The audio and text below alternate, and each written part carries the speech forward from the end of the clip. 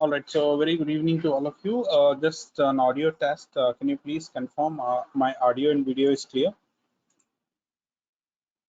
Guys, just confirm that audio and video is clear. All right, so thank you so much. Thank you so much for your wonderful response. Yeah, so I'm just making today's session on, we have done with the functions last class, right?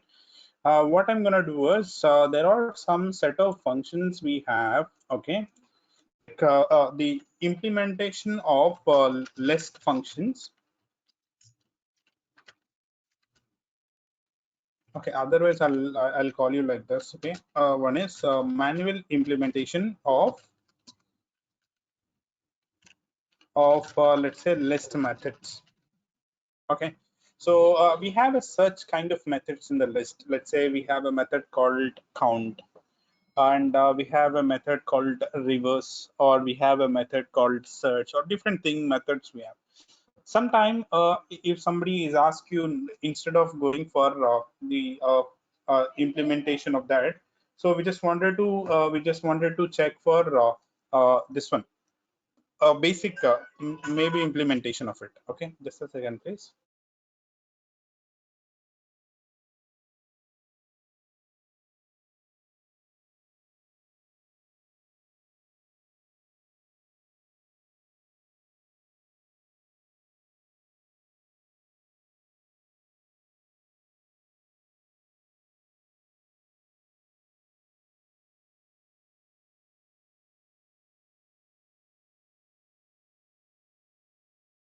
Okay, so this is manual implementation of certain functions will do. Okay, first thing is we will implement for the count function. It means, let's say how many times a certain list item is repeated in the input. For example, you take a list object. Okay, you take some list object. This is my list object. Assume that this is my list object.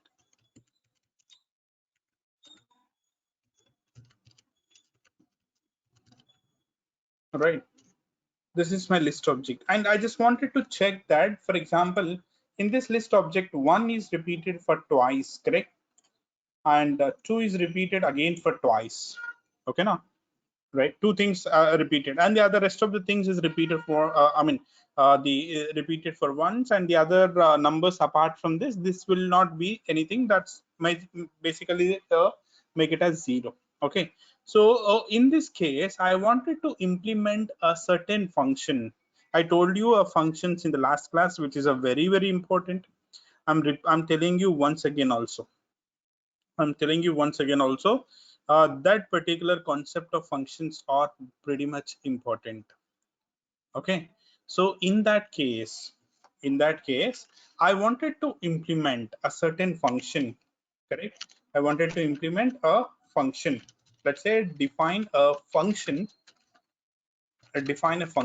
to find the count of list item, right? Each particular thing. Let's say I'm writing a count underscore list underscore item, right? Every time whenever you write it, you can directly pass list as an input for it. You can directly pass something like an object of a list to the input for this. There is no other things, just you can read. And the other thing is, you can even return any value from this function. Especially that is one of the advantage of a Python programming, right? That is one of the advantages of Python programming. In this particular Python programming, you can return any value irrespective of the object. It might be an object of integer, it might be an object of string, it might be an object of list, or it might be object of something else. You can directly return with that particular return keyword. I wanted to check that a certain value, a key, let me take it an input as a key. Okay, so this particular value, I wanted to write a range function, and let me write a length of list object for this. I'm just taking a length of the list object as the input for this. Once we return the length of list as an input for this, okay, now length as a input for this. What we in generally do is, we'll try to check if list value of the given index li of I is same as the key. Nothing but a value which is given in the list is matching, is same as the value which we wanted to search. So in that case, what we can do is we can just increase the count of it. We can just increase the count of it, and this loop is continuously executes. Okay, now, and then I wanted to return the count whenever the function is completed its process. Let us assume here very carefully. Let's understand here very carefully. The one thing you just need to keep in mind over here is we are trying to make a list item, and this is the input value which what we are trying to search. Assume that in the given input list, sometime we may enter 1, or sometime we may enter 3, or sometime we enter 96 or something like that, correct? So that case we wanted to check it out here. That is considered as a key. So what is the condition we are checking here? Each time index of the value is same as the given key value, then we can increase the count. After end of the loop is completed, we just return the value as count. Let's say I just wanted to check for the same list. I'm passing a input. Let's assume that I'm passing a same list. Let's say my underscore list. Okay, and just wanted to pass the same list object as the input for this function. I'm just using it.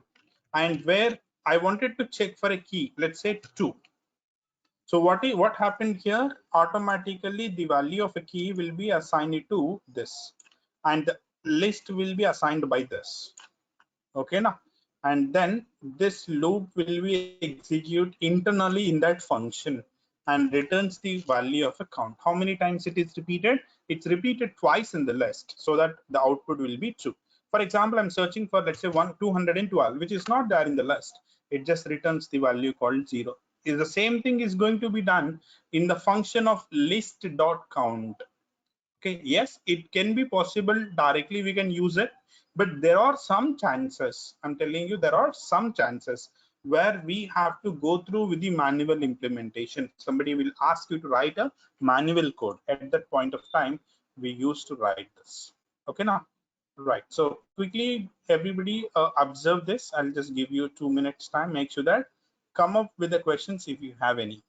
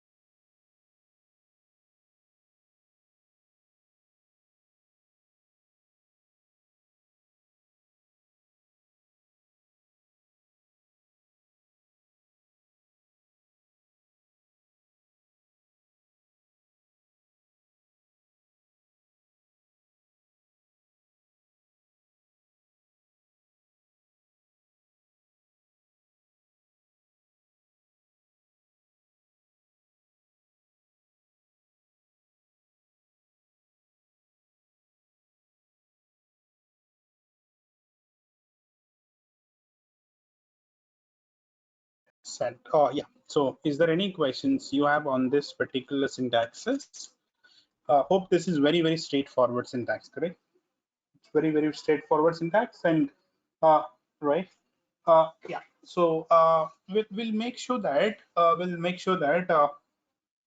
we'll get through the next level. Okay. Yeah. In the next level, we will try to pull out a search element. Okay. It means we'll try to write a function, define a function to search for a certain element, certain item in the list.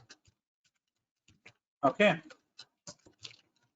We just wanted to just finding out for a certain element whether it is there in the list or not. Okay, if something is there, we'll try to figure it out. If something is not there, we're supposed to finding out. Okay, now let us say define search underscore item, right? I'm expecting some list item, and the value is key, which is what we are trying to search. Key in the sense, whatever we are trying to search in the list, that is what it means by a key. Okay, now, and when we are trying to search on this, what is the objectives we have to do? It's pretty simple. For I in the range of list, before that we are add a length function to this. Simple. We just need to check for if, I'll do one thing, I'll make it a flag. Flag is one of the variable which we are defining to, let's say, true, because boolean value, if it is true, by default we are making it as true, or if you are coming in the reverse engineering, you can make it as a false. By default it is a false.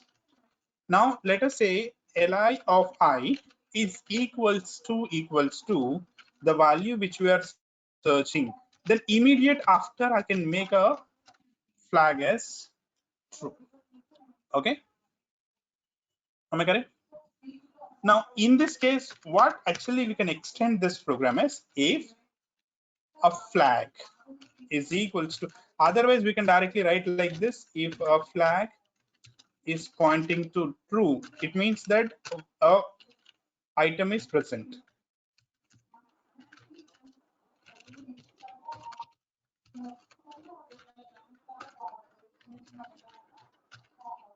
So, all right, we can just say that item is not found. Okay, now what we do is whenever we have a certain written item, that value, if it is found, we can just say that it's found. Otherwise, you can just say not found. Simple. We can, the very particular thing in this, maybe you have a question here. I'm trying to find a list. Here, the list is duplicate, correct? The list is duplicate. It means that 2 and 1 is repeated twice in this. In this case, this program is only work for a unique list. Unique list in the sense the value which is not repeated. Okay, now. So I'm trying to find for a function. I'm just giving an input as this, my input, and a value I'm searching for, say, let's say 2. Yes, if it is say that value is there, it will say that this. If you say that 212, okay, and then we can say that the item is not found. Okay, now I hope is this clear, right? Is this clear?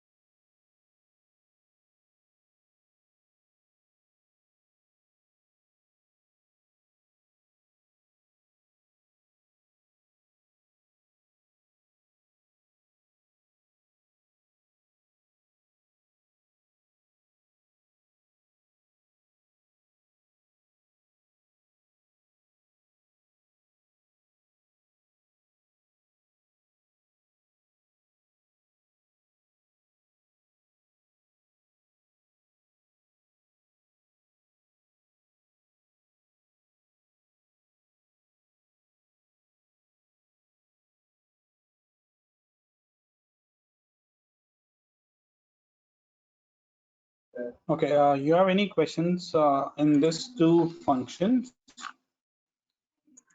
Okay, if not, we will try to implement one more function. We'll try to implement, yeah, these two functions are okay, and one more function will take. Okay, the function is we will try to sort it down. Okay, we'll try to sort it down. I mean, normally in generally we use a sort function automatically that will be sorted. That's not be an issue at all. Okay, in the other case of it, right? In the other case of it, uh, we just wanted to find out how it is sorting.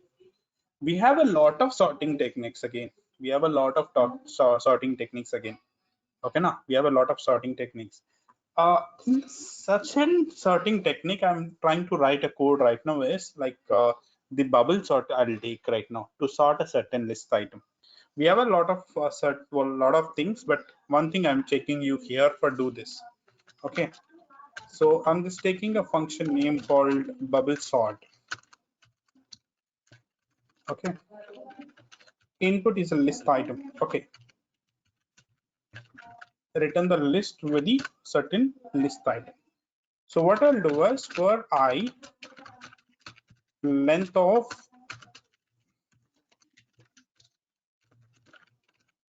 okay, and then I can just say that for j in range of length. Okay, so what I'll do is if anytime the list value of j is greater than the current value, or else you can just the current value is greater than the next value. For example, current value is greater than the next value. Simple as that, we can just interchange the values. Okay, this is the syntax is possible in Python, guys. Okay, this is syntax is possible in Python. It means what it does, the current will be interchanged directly. The current value will be get interchanged directly without any issue in this. Okay, let me just take a same list using a function of this and passing the value of my underscore list. Okay, fine. Let's make it as okay, going beyond the length of it, make it as -1. The last index will not be compared. Okay, I'll just return the list of it. Okay, see that the list value will be automatically sorted over here. Okay, quickly go through this and let me know if you have any questions.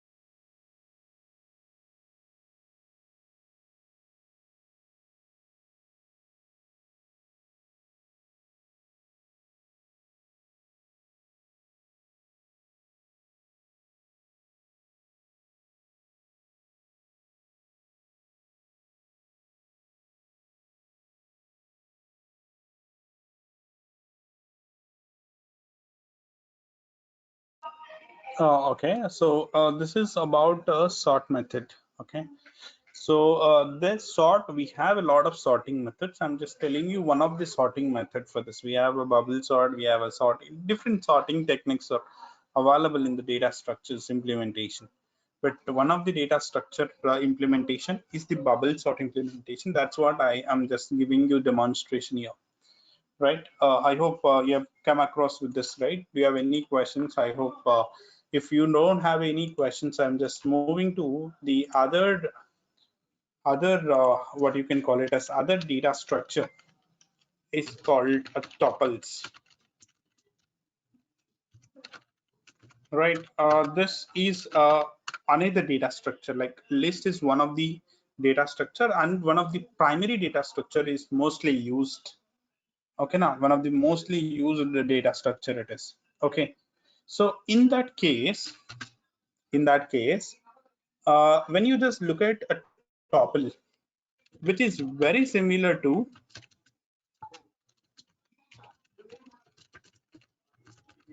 right? It is very similar to a list object.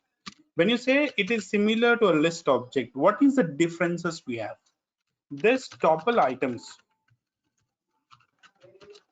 are enclosed with parentheses, right? Parenthesis in the sense this symbol, it will be enclosed within this. Okay, and right, right. And the other thing after enclosing, the other thing about the tuple is tuples are not possible for these options. What are the options we have? Like insert, it's not possible. Update, not possible. Delete, also not possible. It means what is the tuples usages?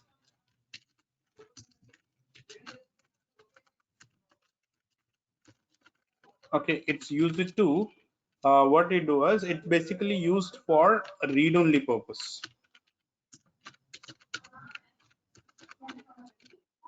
Okay, I'll just give you a simple example first of all. Okay, so let's say tuple t1 is equals to, let's trying to bind some items in this. Okay, and when you're trying to print this, and even you try to look at the type also, see that it's representing a type of tuple. Previously, when we were trying to do this, it represents the type of list, but it is right now representing a type of a tuple class. Okay, now so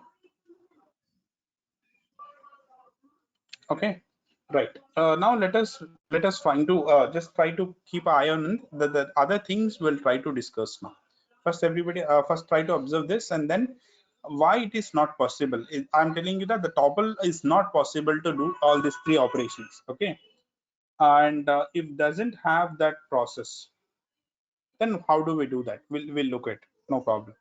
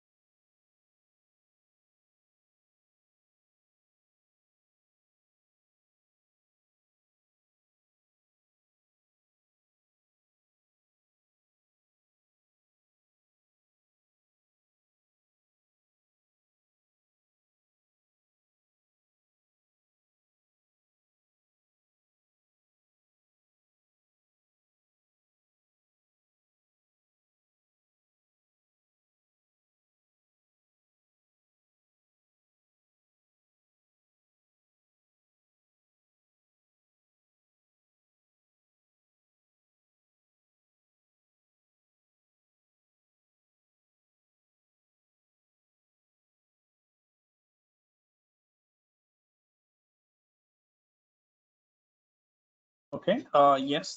Then what we do is, right, as I'll try to show you some errors in this. Okay, I'll try to show you some errors. Okay, so what is the errors? For example, the basically as you look at for slicing also same as the tuple list object. Okay, so when you say 0 : it will print all of it. Okay, 0 : 4, it means up to 4 items. Okay, T1 doesn't have a starting item. Okay, and you will just have only last item. Basically starting index will be considered as 0. It goes to up to 5 indexes, something like that. The slicing option is very similar to a list. There is nothing changes in this. Okay, now the only changes which we are looking at over here is, right, the only changes which we are looking at here is, for example, we are trying to talk about a T1.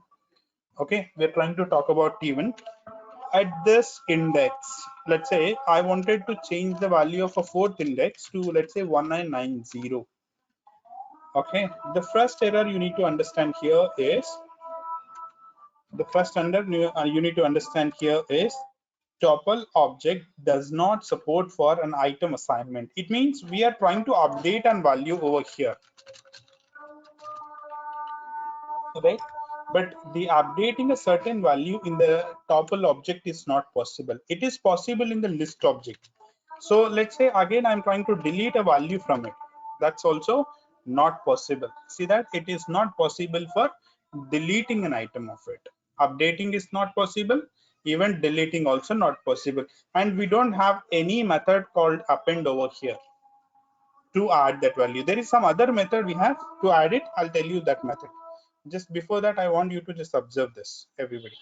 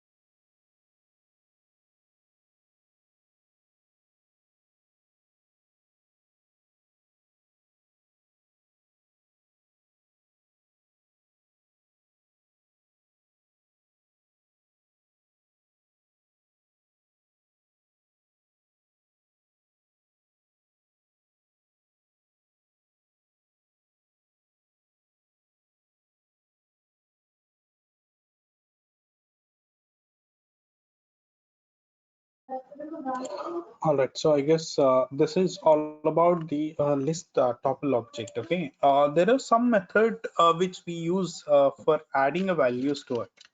So we'll use add method for it.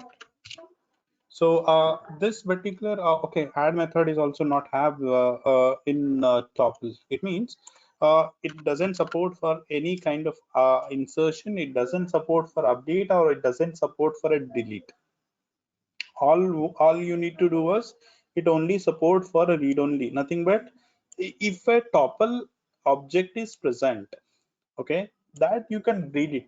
For example, sometime you wanted to do some modification on this. For example, you take this tuple object, I wanted to do some modification, there is no other option. For that I can do like this. There is a something function called the list function, which input object will be converted into a list.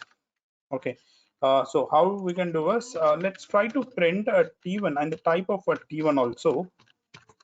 What you can do is even what we can do is print my underscore list comma type of, right, see that this is converted into a list.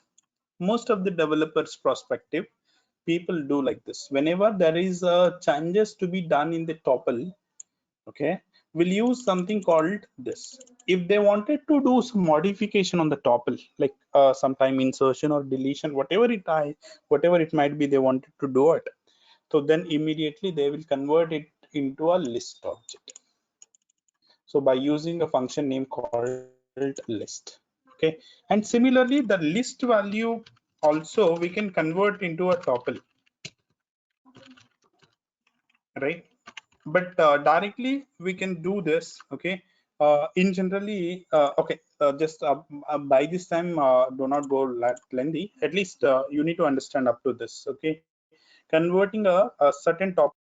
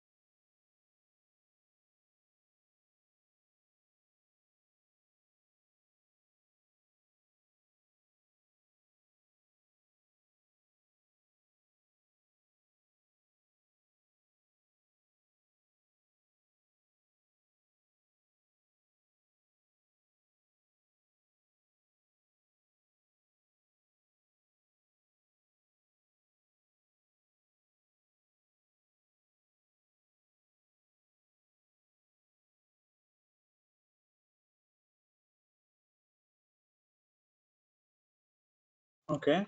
Yes. All right. So yeah.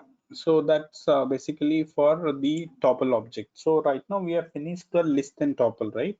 So and two more objects are left. That is dictionary and the sets. Okay. So tomorrow we will talk. We'll start with the sets and dictionary. So guys, make a good practice every day. And I don't know how much you have practicing, but I'm just telling you that please practice it so that becomes a very handy for you in the future. Thank you so much.